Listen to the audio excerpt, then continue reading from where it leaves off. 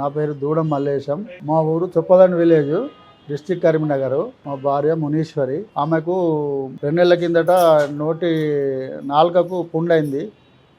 తగ్గుతలేదని ENT doctor దగ్గర పోయినాము. ENT doctor ఇది బయాప్సీ చేయాలి, క్యాన్సర్ అనేది అనుమానం ఉంది నాకు అని అంటే బయాప్సీ చేయించిండు. క్యాన్సర్ అని చెప్పిండు.